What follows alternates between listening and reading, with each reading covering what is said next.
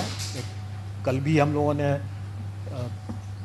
3 परीक्षाफल का घोषित किया है। एक लंबित पुराना छोटा सा मामला था, उसका भी परीक्षाफल घोषित किया है। आगे आने वाले समय में भी हम लोग अब बहुत जल्दी जो हमारे लंबित हैं CDPO के, DPRO के, प्रोजेक्ट मैनेजर के और पंचायती राज ऑडिटर का, इन सबों का परीक्षाफल भी हम लोग अगले माह तक निश्चित रूप से घोषित कर देंगे। और उम्मीद है कि जुलाई माह में हम लोग 67 कंबाइंड सिविल सर्विस एग्ज़ाम का, मेंस का भी परीक्षाफल घोषित कर सकेंगे। ये हमारे जो पुराने जितने हम लोग परीक्षा लेते रहे हैं, जो ले चुके हैं, उसका परिणाम परीक्षाफल के बारे में मैंने बताया। अब एक नया टास्क मिला है BPSC को सरकार के द्वारा। आप सब लोग अवगत हैं, वो अध्यापक नियुक्ति के लिए अनुशंसा भेजने के लिए। इसका हम लोगों ने पाठ्यक्रम और परीक्षा के संरचना के बारे में अपने वेबसाइट पर प्रदर्शित कर दिया है। और मैं समझता हूँ कि इसको लेकर के कुछ संशय आप लोगों के भी मन में होगा और अभ्यर्थियों के भी मन में होगा, और मैं चाहूँगा कि आप लोग भी प्रश्न पूछें और उनके बाद अगर कोई संशय है तो मैं कोशिश करूँगा कि उसको दूर करूँ। कुछ जानकारी मैं दे देना चाहूँगा ताकि आप लोग प्रश्न अगर पूछेंगे तो आसानी रहेगा। उसके बाद टोटल पद जो है वो प्राथमिक विद्यालय के लिए 79,943 है, जिसकी अधियाचना आयोग को प्राप्त हुई है। 79,943। उसके बाद माध्यमिक विद्यालय के लिए 32,916, 32,916। और उसके बाद हायर सेकेंडरी के लिए 57,602, 57,602। टोटल होता है 1,70,461, 1,70,461, जिस 61 आप लोग भी टोटल कर लेंगे। अब इसमें जो अर्हताएँ हैं वो सरकार के नियमावली में दिया हुआ है, और जहाँ जहाँ वो मिसिंग होगा वो सरकार के निर्देश पर और सरकार के साथ आयोग की संयुक्त बैठक में जो निर्णय लिया जाएगा उसके अनुरूप वो होगा। और वो विज्ञापन के समय जब निकलेगा 1-2 दिन में, मैं समझता हूँ कि विज्ञापन भी हम लोग निकाल देंगे। वैसे मैं बता दूँ मोटा मोटी तौर पर कि प्राथमिक विद्यालय के लिए जो न्यूनतम अर्हताएँ होंगी वो inter pass plus CTET plus diploma in elementary education या BEd अगर किया हो तो वो होना चाहिए। माध्यमिक विद्यालय के लिए graduation plus state STET plus BEd, और हायर सेकेंडरी के लिए पोस्ट ग्रेजुएशन होना है और स्टेट और BEd होना है। डिग्री मतलब graduation plus state plus BEd। और इसमें जो नियमावली के हिसाब से ही जो लोग वर्ष 2012 के पूर्व के जो होंगे, जो नियोजित हैं, उनके लिए TET मतलब टीचर्स एलिजिबिलिटी टेस्ट से वो उनको एग्जेम्पशन है। हाँ, तो ये हुआ। उसके अलावा फिर एज रिलैक्सेशन भी है उन लोगों के लिए, वो सारा चीज़ नियमावली में पहले से दिया हुआ है। वही चीज़ विज्ञापन में हम लोग रिपीट कर देंगे। अब जो हम लोगों ने जो पाठ्यक्रम निकाला और जो उसके लाइट में लोगों को जो जिज्ञासा या संशय है, थोड़ा मैं उसको दूर करना चाहूँगा। पहली बात कि ये लोग प्रश्न पूछ रहे हैं कि परीक्षा एक ही दिन में होगा, एक दिन से अधिक में होगा, तो हम लोग आवेदन जो मांगेंगे वो इन सभी पदों के लिए एक साथ मांगेंगे, एक ही आवेदन होगा। मतलब कहने का है कि एक कैंडिडेट अगर वो योग्य है तो वो प्राथमिक के साथ साथ वो हाई स्कूल के लिए भी और हायर सेकेंडरी स्कूल के लिए भी, तीनों के लिए वो अप्लाई कर सकता है। एक साथ अप्लाई एक साथ कर सकता है। और जब हम अप्लाई करने की जब हम उसको सुविधा देंगे, क्योंकि उसका हक भी है, अगर वो योग्य है तो तीनों में अप्लाई कर सकता है, तो स्वाभाविक है कि हम उसको तीनों के लिए परीक्षा में उत्तीर्ण होने के लिए भी हम उसी हिसाब से परीक्षा की तिथि को रखेंगे, ताकि अगर वो योग्य कैंडिडेट है तो वो तीनों परीक्षा में अलग अलग तिथि पर वो भाग ले सकता है। अब हम आते हैं पाठ्यक्रम के बारे में। पाठ्यक्रम या और परीक्षा की जो संरचना है वो हम लोगों ने इस तरीके से डिसाइड किया है कि एक पेपर जो होगा वो क्वालिफाइंग नेचर का है और वो भाषा का पेपर जो है वो क्वालिफाइंग नेचर का है। उसमें उसको सिर्फ पास करना है, उसका मेरिट में नहीं जुटेगा वो। उसमें भाषा में 2 सेक्शन रहेगा। एक सेक्शन अंग्रेजी है जो सबको करना है, और दूसरा सेक्शन में विकल्प है, मतलब कि वो हिंदी, उर्दू या बांग्ला। क्योंकि हमारे पास जो पद आए हैं प्राथमिक में, उसमें बांग्ला के लिए 148 पद है, उर्दू के लिए 12,729 पद है, और बाकी जो प्राथमिक के जो बाकी हैं वो सामान्य मतलब हिंदी के हैं। ये सब जो क्वालिफाइंग वाला जो मामला है, जिसमें 25 मार्क्स का अंग्रेजी और मैं आपकी जिज्ञासा को जल्दी ही शांत कर दूंगा। 25 मार्क्स जो रहेगा वो, और सभी एग्ज़ाम जो हमारे हैं वो MCQ बेस्ड हैं, मतलब कि ऑब्जेक्टिव टाइप के हैं, मल्टीपल चॉइस क्वेश्चंस रहेंगे। और क्वालिफाइंग नेचर का जो पेपर भाषा का है उसमें अंग्रेजी 25 नंबर के रहेंगे, 25 प्रश्न, और हिंदी या उर्दू बांग्ला जो रहेगा वो 75-75 का रहेगा। उसमें से कोई एक चुनना है उनको। मतलब टोटल 100 नंबर के 100 प्रश्न रहेंगे, और पूरे पेपर में उनको 30% मतलब कि 30 नंबर न्यूनतम लाना होगा, तभी वो पास करेंगे, नहीं तो वो परीक्षा से, प्रतियोगिता से बाहर हो जाएंगे। इसमें जो लोगों को जो जिज्ञासा है कि पहला कि क्या 30% अंग्रेजी में अलग और हिंदी में अलग लाना है, तो ऐसी बात नहीं है। संयुक्त रूप से उनको 30% लाना है, मतलब 30 नंबर लाना है। लेकिन मेरा यह मानना है कि ऐसा नहीं हो सकता है कि कोई शिक्षक हों और वह सड़क पर अगर चल रहे हैं और सड़क पर जो रोड पर जो साइनेजेस रहता है वो अंग्रेजी में भी रहता है, तो उसको न पढ़ सकें, तो वो शिक्षक क्या हुए? जो राह चलते हुए जो रोड के जो साइनेजेस है उसको अंग्रेजी में अगर लिखा हुआ है तो उसको भी न पढ़ सके हैं, तो क्या वो अच्छी गुणवत्ता के शिक्षक हुए? इसलिए हम लोग प्रश्न के स्तर को हम लोग इस तरह से रखने का कोशिश करेंगे कि हम उनको, अंग्रेजी ज़रूर सरल रहेगा, कठिन नहीं रहेगा। हम मानते हैं कि यहाँ पर हिंदी भाषी प्रदेश है तो अंग्रेजी का प्रश्न कठिन नहीं रहेगा, लेकिन इसका ये मतलब हुआ कि हिंदी का भी प्रश्न सरल नहीं होगा, क्योंकि अगर हिंदी का प्रश्न भी सरल हुआ और अंग्रेजी का प्रश्न भी सरल हुआ तो सब हिंदी ही देख करके निकल जाएंगे। इसलिए थोड़ा हम लोग भी दिमाग लगाएंगे, और मैं चाहूँगा कि अभ्यर्थी भी थोड़ा तो अंग्रेजी भी पढ़ ही लें, ताकि वो शून्य न हो अंग्रेजी उनका, क्योंकि शून्य से अगर फिर वो फिर आगे नहीं बढ़ पाएंगे, राह चलता वो साइनेज भी नहीं पढ़ पाएंगे, तो वो अपने छात्रों को कैसे पढ़ाएंगे।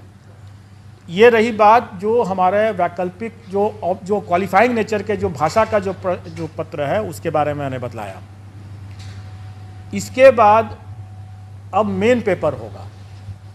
मेन पेपर 150 नंबर का होगा जिस पर कि मेरिट होगा, और हर स्कूल के कैटेगरी के लिए एक ही मेन पेपर है। जैसे प्राथमिक के लिए सिर्फ एक मेन पेपर है, अगर हम हाई स्कूल के लिए जाते हैं तो उसके लिए भी एक ही मेन पेपर है, और अगर हम इंटर के लिए भी इंटर स्कूल के लिए भी जाते हैं, मतलब हायर सेकेंडरी स्कूल के लिए जाते हैं तो उसके लिए भी एक ही मेन पेपर है। एक ही पेपर उसके बाद देना है, और वो अगर कोई अभ्यर्थी अगर तीनों श्रेणी के लिए अप्लाई करता है तो स्वाभाविक है कि उसको फिर तीनों पेपर देना होगा। अलग अलग दिन होगा लेकिन देना होगा तीनों। फिर मेरिट लिस्ट अलग अलग बनेगा क्योंकि सबके लिए अलग अलग वो परीक्षा है। अब रही बात कि जो भी 150 नंबर का जो मेन पेपर हुआ उसका कंपोजिशन इस तरह से रहेगा कि 100 क्वेश्चंस तो रहेंगे वही जो वो अपने विद्यार्थियों को पढ़ाते हैं, उसका टॉपिक, उसका चैप्टर, उसका विषय वो वही होगा जो वो अपने बच्चों को पढ़ाते हैं स्कूल में। इसलिए अगर ये जिज्ञासा है कि उसका हम सिलेबस में विस्तार करके दें तो मेरा ये कहना होगा कि बिहार एग्जामिनेशन बोर्ड का जो सिलेबस है बच्चों के लिए उसी को देख लें, उसी को पढ़ लें, चैप्टर उसी के हिसाब से कंप्लीट कर लें, उनका डिटेल सिलेबस हो जाएगा। अगर मान लें कि अगर कोई फिजिक्स का देखता है या कोई हिंदी का देखता है तो जो अगर कोई इंटर का अगर है वो विषय, तो इंटर में जो पढ़ाई होती है एक फिजिक्स के स्टूडेंट के लिए उसका वही रहेगा, चैप्टर कंटेंट्स वही रहेगा। प्राथमिक विद्यालय में भी अगर जो बच्चों को जो पढ़ाते हैं शिक्षक वो वही रहेगा, कंटेंट वही, चैप्टर्स वही रहेंगे। मतलब सिलेबस का जो विस्तार, डिटेल सिलेबस की जो लोग मांग कर रहे हैं वो करना ज़रूरत नहीं है, क्योंकि अगर उसको देखना है तो अपने बिहार एजुकेशन बोर्ड का सिलेबस बच्चों का उठा कर देख लें और उसी की पढ़ाई कर लें। अब रही बात कि शिक्षक हैं वो बच्चों से उनका ज्ञान ज़्यादा होना चाहिए, बच्चों से उनका स्तर ज़्यादा होना चाहिए, तभी तो पढ़ा पाएंगे। तो स्वाभाविक है कि प्राथमिक शिक्षक के लिए जो अभ्यर्थी होंगे उनका चैप्टर तो वही होगा जो बच्चों को पढ़ाने वाला है, लेकिन उसका स्तर जो होगा वो बच्चों वाला तो नहीं होगा। उनका स्तर वो जो उनके लिए जो जैसे प्राथमिक शिक्षक के लिए न्यूनतम निर्धारित योग्यता जो है वो इंटर है, तो उसी के आलोक में प्रश्न पत्र का स्तर होगा। चैप्टर तो वही हुआ जो प्राथमिक विद्यालय में जो पढ़ाते हैं, लेकिन उसका जो स्तर जो होगा वो उनके जो न्यूनतम निर्धारित योग्यता मतलब इंटर जैसे है, तो उसी को ध्यान में रख करके होगा कि इंटर पास एक अभ्यर्थी स्कूल प्राथमिक विद्यालय के बच्चों को पढ़ाएंगे तो उनको क्या ज्ञान होना चाहिए, जो भी विषय वो पढ़ाएंगे उसके लिए उनका क्या ज्ञान होना चाहिए, क्या स्तर होना चाहिए, वो उसी के आलोक में रहेगा। और उसी तरीके से अगर मान लीजिए अगर +2 का अगर कोई शिक्षक है अभ्यर्थी, तो स्वाभाविक है कि वो +2 के विद्यार्थियों को पढ़ाने के लिए उसका स्तर तो उससे ऊंचा का होना है, तो फिर +2 के शिक्षक के न्यूनतम अर्हता है जो है वो पोस्ट ग्रेजुएशन का है।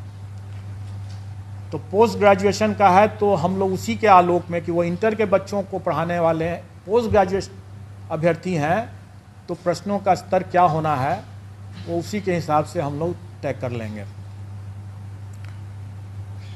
तो अब इसमें इसको लेकर के जो लोगों को कन्फ्यूज़न था कि हमारा क्या रहेगा, पाठ्यक्रम का कैसे मतलब डिटेल क्या रहेगा, तो मैंने बता दिया। अब रही बात की तो 100 नंबर के हुआ, बाकी 50 नंबर के जो रहेंगे वो सामान्य ज्ञान जो है, जनरल साइंस कर लें, जनरल स्टडीज़ कर लें, वो बेसिकली जो पहला जो 100 नंबर का जो हुआ वो उनके नॉलेज का टेस्ट होगा, और बाकी जो 50 नंबर का जो होगा वो उनके इंटेलिजेंस का टेस्ट होगा।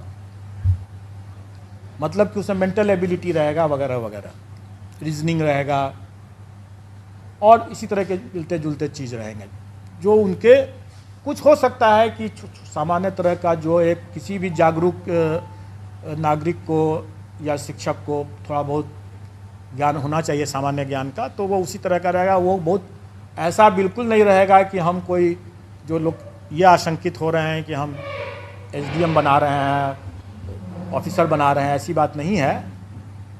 वो भी लोक सेवक ही होंगे और जो एसडीएम जो हैं वो भी लोक सेवक ही होंगे। और किसी भी एक लोक सेवक को एक जो सामान्य ज्ञान का जो स्तर होना चाहिए, इसका स्तर उतना ज़्यादा नहीं होगा, जो कि स्पष्ट है। लेकिन इसमें 50 नंबर जो रहेंगे वो उनके विषय ज्ञान से हट करके ये उनके सामान्य ज्ञान, जो उनकी बुद्धिमत्ता का जो हम असेस करने का प्रयास करेंगे इसमें। अब रही बात कि इस पूरे मामले में हम लोगों ने इस बात शुरू से ही स्पष्ट कर दिया है कि इसमें तुक्केबाजी को हम प्रश्रय नहीं दे सकते हैं।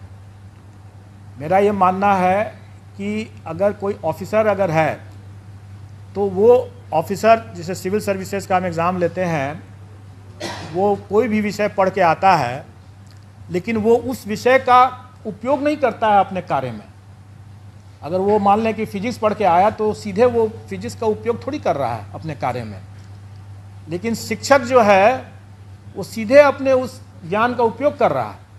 अगर वो फिजिक्स पढ़ के आया है या हिस्ट्री पढ़ के आया है तो वो उसका उपयोग कर रहा है अपना ज्ञान बांटने में, अपने विद्यार्थियों को पढ़ाने में। वो अपने ज्ञान के मामले में तुक्केबाजी अगर करते हैं तो ज़्यादा खतरनाक होगा। वो बच्चों के लिए भविष्य से खिलवाड़ वाली बात होगी। इसलिए हम उनको तुक्केबाजी पर अंकुश शुरू से ही लगाएंगे और इसलिए हम इसमें नेगेटिव मार्किंग रखेंगे।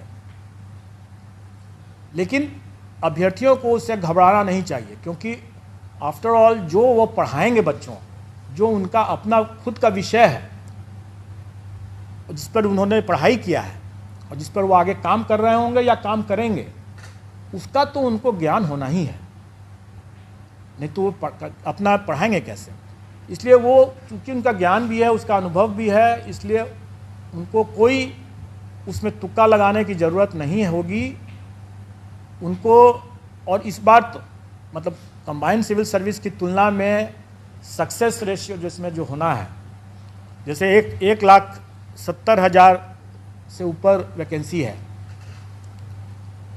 अगर अभ्यर्थियों की संख्या हम माने कि 6-7 लाख अगर होंगे तो आप अनुपात देख लें कि सक्सेस का अनुपात काफ़ी बेहतर है कंपेयर टू जो कंबाइंड सिविल सर्विसेज एग्ज़ाम, जिसमें कि काफ़ी मारामारी रहता है। तो इसमें उतना घबराने की ज़रूरत नहीं है।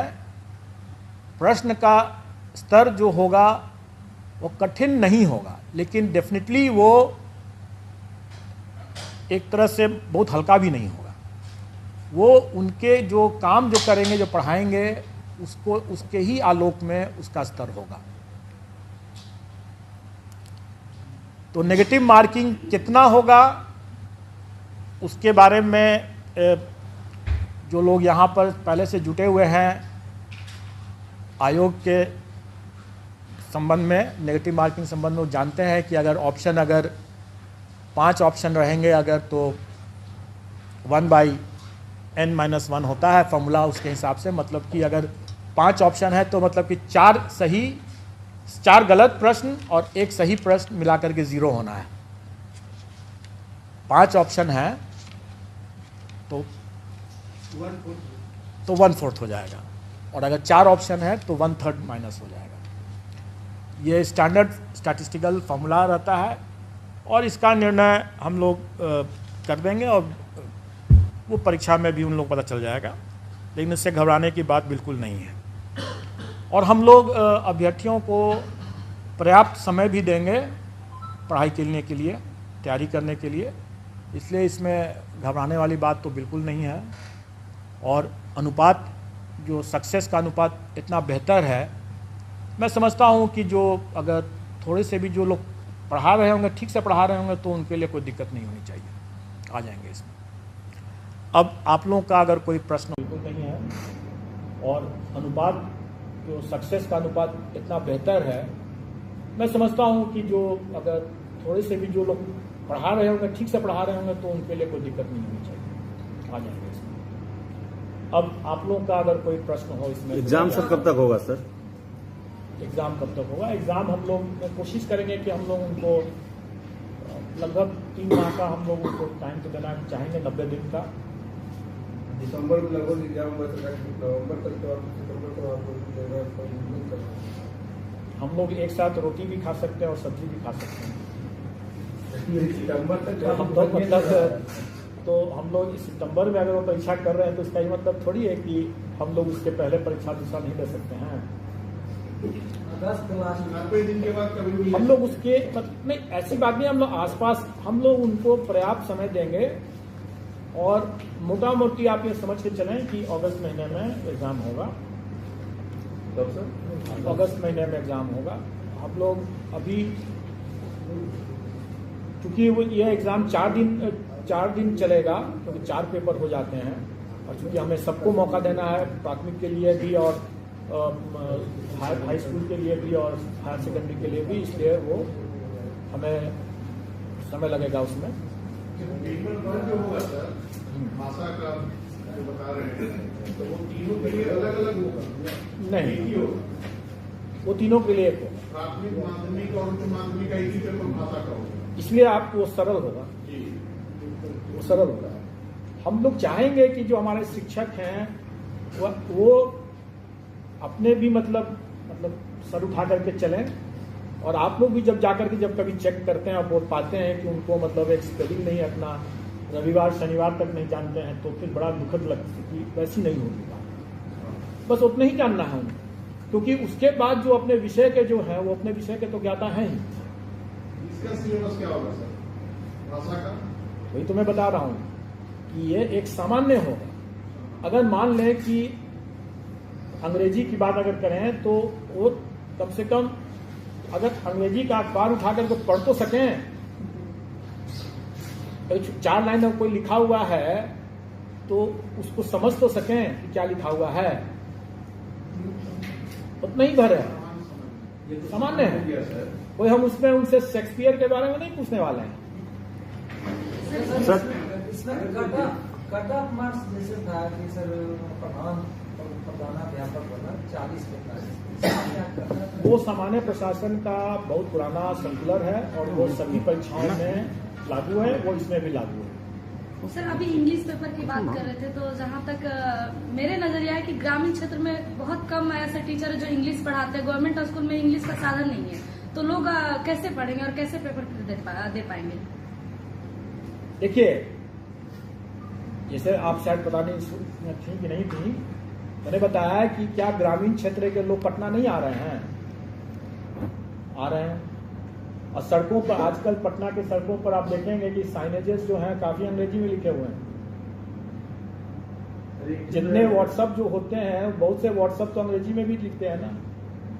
सीनियर टीचर्स जो है कोई एक अगर हम बिहार के भविष्य के लिए बात कर रहे हैं, हमारे बच्चे क्या उनकी सीमाओं से बच्चे की भी जानकारी या उनका जो ज्ञान जो है बाधित हो जाए? नहीं होना चाहिए। हम उनको अंग्रेजी पढ़ाने के लिए नहीं कह रहे हैं, क्योंकि वो अंग्रेजी विषय के वो शिक्षक नहीं है, इसलिए अंग्रेजी वो नहीं पढ़ा रहे हैं। लेकिन उनको इतनी जानकारी तो होनी ही चाहिए ना, जो अपने, क्योंकि वो अगर प्राथमिक विद्यालय के अगर शिक्षक है तो वो सब कुछ पढ़ा रहे हैं। हाई स्कूल के हैं तो वो अलग बात है, फिर तो विषयवार हो गया, फिर उसको अंग्रेजी के अलग विषय के शिक्षक हैं। 25 नंबर है अंग्रेजी में, 75 है हिंदी में। हम अंग्रेजी नहीं बनाए, 75 सिर्फ हिंदी बनाए। आपने सुन, मैंने इसके बारे में जवाब दे दिया है, मैंने इसके बारे में जवाब दे दिया है, इसलिए आप उसको आप समझ लें। सर एक चीज है सर, इसमें कहा जा रहा है सर, जो बीएड और ये सब का जो क्वालिफिकेशन रखा गया है, वो ट्रेनिंग से रिलेटेड क्वेश्चन क्यों नहीं सर रखा गया है सर? Good question. मैं बता दूं कि आप जो तीनों स्तर के, क्योंकि अभी मेरे पास मध्य विद्यालय की वैकेंसी नहीं आई है, इसलिए मैं मध्य विद्यालय के बारे में नहीं बता रहा हूँ, अभी कुछ तय नहीं हुआ है, उसका जब आएगा तो उस समय देखा जाएगा। लेकिन अभी जितने भी स्तर लेवल के विद्यालय के शिक्षकों के बारे में मामला है, सब में देखेंगे कि अनिवार्य अर्हता में सीटेट एस्टेट ये है या बीएड डीएलएड है। ऐसी स्थिति में उन परीक्षाओं में प्रशिक्षण संबंधित कैसे पेडागॉजी जो कहते हैं उसके संबंध में या चाइल्ड डेवलपमेंट के बारे में ऑलरेडी उसकी परीक्षा वो टीचर्स एबिलिटी टेस्ट में दे चुके हैं। तो अब फिर से उसी चीज़ के अगर हम लेने लगे हैं तो फिर आप ही लोग कह रहे हैं कि जब उसमें जब ले ही चुके हैं तो फिर इसमें भी वही चीज़ ले रहे हैं, तो नई परीक्षा की क्या जरूरत है? नई परीक्षा की जरूरत इसलिए है क्योंकि जो अभ्यर्थियों की संख्या अगर 6 लाख है और अगर हम उसमें से 1,70,000 ही को हमको अगर लेना है तो स्वाभाविक है कि हम मेरिट बेस्ड ही हम सिलेक्शन प्रोसेस करेंगे। अब रही बात कि पेडागोजी जो है या चाइल्ड डेवलपमेंट CDP को कहते हैं, चाइल्ड डेवलपमेंट पेडागोजी की बात जो करते हैं, ये ऐसा चीज़ है जिसके लिए वो पहले से एलिजिबल हो, वो अपनी पात्रता पहले से प्रमाणित कर चुके हैं। दूसरी बात कि ये ऐसा मामला है कि वो भविष्य में कि वो TET करके आए हुए हैं, वो जब स्कूल में जब जाएंगे वहाँ भी और भी अनुभव ज्ञान अभी हासिल करेंगे, उनका उसमें निखार आना ही है। उस पर हमको एक बार जब वो रिपीट टेस्ट कर चुके हैं उस बिंदु पर, तो दोबारा हमको उसी बिंदु पर उसकी परीक्षा लेने का कोई मतलब नहीं है। सर पहले क्वालिफाइंग परीक्षा होगा, उसके बाद ये भाषा वाले में आप जनरल तो हो गया, इंग्लिश और हिंदी दोनों होना चाहिए, लेकिन अगर कोई बांग्ला का स्टूडेंट है या उर्दू का स्टूडेंट है उसके लिए क्या वो भाषा का क्या? वही तो मैं बताया ना कि Hindi oblique Urdu oblique Bangla. Hindi oblique. अगर प्रश्न पत्र बाइलिंगुअल रहेगा या हिंदी केवल? देखिए, प्रश्न पत्र जो हमारा जो सब्जेक्ट का जो रहेगा वो बाइलिंगुअल रहेगा, लेकिन नेचुरली अगर हिंदी का प्रश्न अगर है, एक पेपर है तो हिंदी में ही सिर्फ रहेगा। अगर इंग्लिश का है तो फिर उसमें हिंदी तो नहीं रहेगा। एक उर्दू वाले, ये मदरसा वाले, जो लैंग्वेज का जो विषय का जो पेपर रहेगा वो उसी लैंग्वेज में रहेगा, जो बाइलिंगुअल नहीं रहेगा। ये DET को लेके बिहार में जो अब तक परीक्षाएं हुई है, इसमें महिलाओं को विशेष छूट दिया गया है कि 85% उनके लिए 85 मार्क्स है, तो क्या वो छूट आप जारी रखेंगे या फिर जो 90 का है? देखिए, जो मिनिमम क्वालिफाइंग जो कट ऑफ है वो सरकार के द्वारा पहले से निर्धारित है। उसमें महिलाओं के लिए अलग है, सामान्य के लिए अलग है। वो उसका पूरा आप लोग को ज्ञान होगा, हमारे पाठ्यक्रम में भी वो परसेंटेज लिखा हुआ है।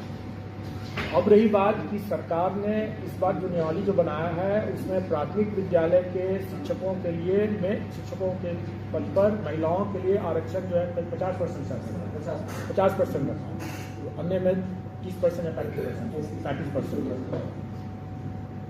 प्राथमिक में 50 और अन्य में 35। अन्य में जो पहले से है वो सही है, और प्राथमिक विद्यालय के केस में 50% आरक्षण महिलाओं के लिए। सर ये जो एग्जाम दो एग्जाम होंगे तो क्वालिफाइंग एग्जाम पहले होंगे उसके बाद मेंस होंगे या इससे कोई फर्क नहीं पड़ता है, क्योंकि हमारे जो भी एग्जाम है MCQ बेस्ड हैं और इसका इवैल्यूएशन हमारे कंप्यूटर से ही होंगे, क्योंकि हम हमेशा करते आ रहे हैं। जो लोग आयोग के पास आते रहते हैं या आयोग की पद्धति से वाकिफ़ हैं वो जानते होंगे। मैं 1-2 बातें और बता देना चाहूँगा, वो लोग नहीं वाकिफ़ होंगे उनके लिए। पहली बात कि ये MCQ बेस्ड होगा तो इसमें हम सारा का सारा जो है कंप्यूटर से ही हम इवैल्यूएशन करते हैं। और हम लोगों ने एक नई परिपाटी बनाया है कि जो हमारे आंसर की जो निकलते हैं वो हम पहले से प्रदर्शित कर देते हैं, और उस पर जिसको आपत्ति करनी है तो आपत्ति भी करते हैं 1 बार 2 बार, तो वो इसमें रहेगा। जो हम लोगों ने इतने दरमियान में जो अनुभव हासिल किया है इस तरह की परीक्षाओं को लेने में और जो सुधार किया है उसका लाभ शिक्षक अभ्यर्थियों को भी होने वाला है। तीसरा इसमें यह रहेगा कि पारदर्शिता बरतते हुए हम उनका OMR शीट को वेबसाइट पर उनको दे देंगे ताकि वो अपना OMR शीट देख सकें कि उन्होंने क्या किया है। ये पूरी ट्रांसपेरेंसी रहेगी। लेकिन इसके साथ साथ मैं ये भी बता दूं, उनको ये आगाह भी कर दूं कि मैं जो ये सुविधा दे रहा हूं तो उसके साथ साथ जो पारदर्शिता और जो कड़ाई जो की बढ़ती जाएगी उसके बारे में भी जानकारी दे दूं। हम लोग अपना प्रश्न पत्र जो है वो सीधे एग्जामिनेशन सेंटर में अभ्यर्थियों के सामने खोलेंगे। वो कहीं किसी सेंटर सुपरिटेंडेंट के चैम्बर में नहीं खुलेगा, वो पहुंचेगा। और जो लोग यहाँ से पहले से आते रहे हैं वो तो वाकिफ हैं, जो नहीं आ रहे हैं पहली बार आ रहे होंगे, जो उनके लिए मैं बता दूं। और शिक्षक अभ्यर्थी के लिए ये पहला अनुभव होगा, ताकि बहुत पहले